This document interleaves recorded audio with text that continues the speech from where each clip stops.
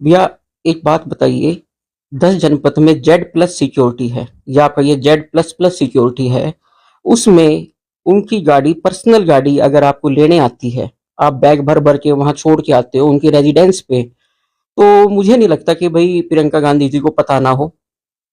जब उनका पीए गाड़ी भेजता है तो ऐसा हो ही नहीं सकता। प्रियंका गांधी जी की सह है सोनिया गांधी के। जब आप ड्राइंग रूम के साथ, जो उनका ऑफिस है महेश कुमार जी का, जहां माधवन जी बैठते थे, तो वो कहते थे कि माधवन जी की एक लाइन मुझे हमेशा याद आती है कि गौरव जी हम तो हुक्म के गुलाम हैं। भाई अब वो चले गए इस दुनिया से। वो एक पीए थे, अब महेश कुमार जी ने उनकी जगह ली है। तो भाई गुलाम आप लोग हैं एक परिवार के। गुलाम एक कार्यकर्ता, एक शहीद परिवार का कार्यकर्ता, एक दलित परिवार का कार्यकर्ता, वो गुलाम नहीं है।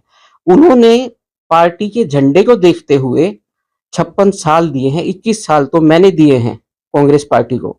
ये पैसा, ये नहीं है कि सारा पैसा मेरा है, मैंने भी मार्केट से लिया है।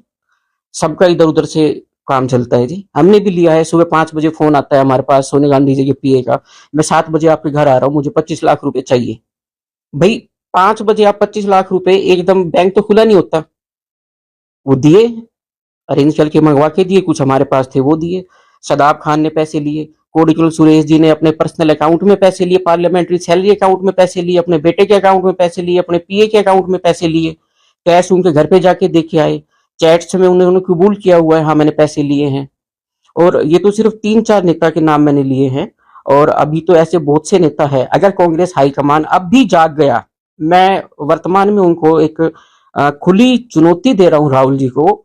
आप प्रधानमंत्री से बोलते हो मोदी जी से कि 5 मिनट दो, आप 5 मिनट मुझे, मेरे परिवार को दो। आपको शीशा मैं दिखाता हूं कि आपके घर में आपके शीर्ष नेतृत्व, जिनके हाथ में आपने सब कुछ छोड़ रखा है, वो आपके साथ क्या कर रहा है।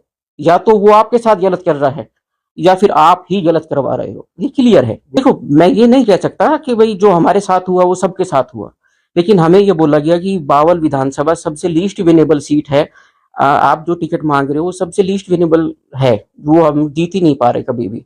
आपको वो दी जाती है। हमने कैंपनिंग में भी वहां पैसा लगाया, हर एक गांव में फ्लैक्स लगवाए, सिर्फ उनके विश्वास पे, उनकी कमिटमेंट पे लगाए। अगर केसी वेणुगोपाल जी या इतने बड़े शीर्ष नेतृत्व अगर ये बोल देते हैं कि टिकट मिलेगी, आप जाओ काम करो, आपने हारना नहीं है, तो कौन नहीं मानेगा, सब मानेंगे। जब ये बोल रहा हूँ कि उनके पर्सनल अकाउंट में पैसा गया है, तो फेस टू फेस तो मैटर ही नहीं रहता जी, वो चीज तो वहीं खत्म हो जाती है। 10 जनपद के अंदर मैं कहता हूँ आम कार्यकर्ता एंट्री करके दिखा दे बिना उनकी मर्जी के। इनके पास भी थे, इनके स्टाफ के पास माध्यम से भी गए हैं और पर्सनली डायरेक्ट भी गए हैं। और बाकी कुछ नेता ऐसे हैं जिनके मैं अभी नाम नहीं लेना चाहता। अगर ये मान जाते हैं और पैसा रिटर्न कर देते हैं, और एक मान सम्मान शहीद परिवार को, एक दलित परिवार को दे देते हैं, खासकर महिला दलित परिवार को दे देते हैं, तो ठीक है। वरना कुछ ही दिनों में इनके दूसरे नेताओं के नाम भी मैं विद प्रूफ डॉक्यूमेंट्स उजागर करूंगा। मांग क्या है?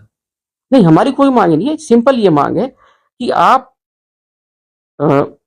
दलितों का, शहीद परिवारों का मान सम्मान दे।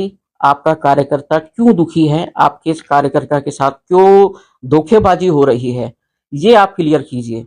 और जो पैसा आपने लिया है, या आपके स्टाफ ने लिया है, या आपके किसी भी बड़े से बड़े नेता ने लिया है, जो कहते हैं कांग्रेस चलाते हैं, उन्होंने लिया है, तो भाई वो पैसा कार्यकर्ता को वापस दिया जाए, और वो देना ही पड़ेगा। देखो मैं ये नहीं बोल सकता कि मैं बीजेपी कहती है या कोई अन्य पार्टी कहती है, मैं तो सिर्फ अपनी आप बीती बता सकता हूँ जो हमारे साथ हुआ है। हो सकता है हमारे साथ जो हुआ है वो औरों के साथ भी हुआ हो। जैसे प्रियंका गांधी की पीए कहते हैं कि हम तो 200-200 करोड़ रुपए दीदी ले लेती है, रिटर्न में ले लेती है, अपने नाम पे ले लेती है, और उनसे दोबारा मिलती भी नहीं है। तो भैया उनमें जिगरा होगा 200 करोड़ रुपए साउथ के कॉन्ट्रैक्टरों में छोड़ दे प्रियंका गांधी के पास, लेकिन हमारे में जिगरा नहीं है कि यदि हम हमारा पैसा, मेहनत का पैसा छोड़ दे धोखेबाजों के पास।